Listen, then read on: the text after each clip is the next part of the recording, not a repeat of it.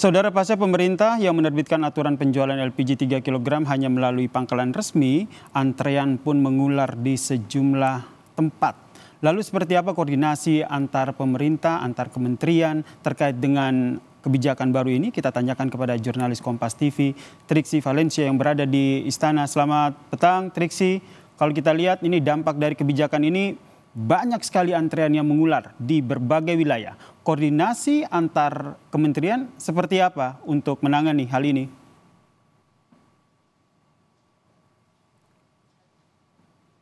Ya, Sir, memang kalau terkait dengan hal ini masih terus dibahas ya, terkait dengan dampak kemudian apa yang menjadi ya betul dampak ketika kemudian pengetatan penjualan gas LPG 3 kg ini diterapkan per 1 Februari 2025. Kalau kita lihat di lapangan betul sekali ada antrian, kemudian juga ada keluhan-keluhan dari para pedagang khususnya yang biasanya berjualan gas LPG kini kemudian tidak bisa menjual dan tentu saja terjadi pengurangan pendapatan ataupun juga mata pencaharian dari mereka.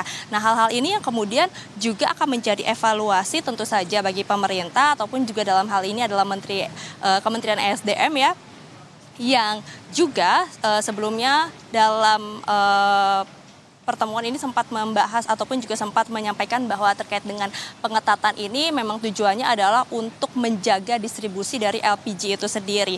Kemudian juga yang ditekankan adalah untuk memperketat terkait dengan harga penjualan agar tidak ada perbedaan harga di satu tempat dan juga tempat yang lainnya. Maka dari itu karena memang fokusnya adalah LPG 3 kg ini untuk didistribusikan kepada masyarakat yang membutuhkan ataupun juga yang disubsidi, yang mendapatkan subsidi, maka terkait dengan pengawasan-pengawasan inilah yang kemudian dilihat untuk kemudian diperketat sampai saat ini. Nah, terkait juga dengan kelangkaan karena memang sudah diperketat terkait dengan penjualan, ini juga sempat dibahas ataupun juga sempat disampaikan oleh Menteri ESDM Bahlil yang dikatakan tidak ada kelangkaan, tidak ada juga pembatasan pendistribusian LPG, tapi yang dikatakan adalah pembatasan pembelian untuk memastikan distribusi lebih merata. Jadi ini adalah hal-hal yang kemudian ingin dicapai ataupun juga dituju dengan adanya pembatasan LPG yang kita lihat juga sebenarnya sebelum dilakukan pembatasan penjualan LPG 3 kg per 1 Februari ini sudah ada beberapa hal terkait dengan pengetatan pembelian gas LPG.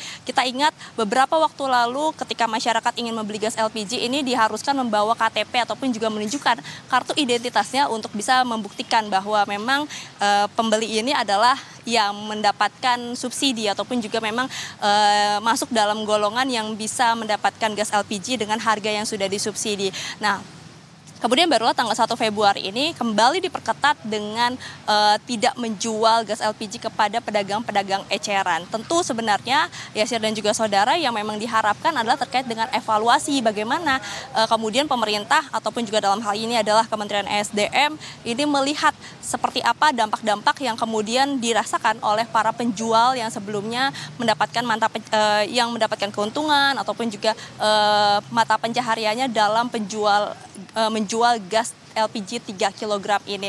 Nah, ini yang belum ataupun juga masih dikoordinasikan, masih belum didapati terkait dengan keterangan ini Yasir dan juga saudara. Tapi tadi kami sempat menanyakan kepada Ketua MPR terkait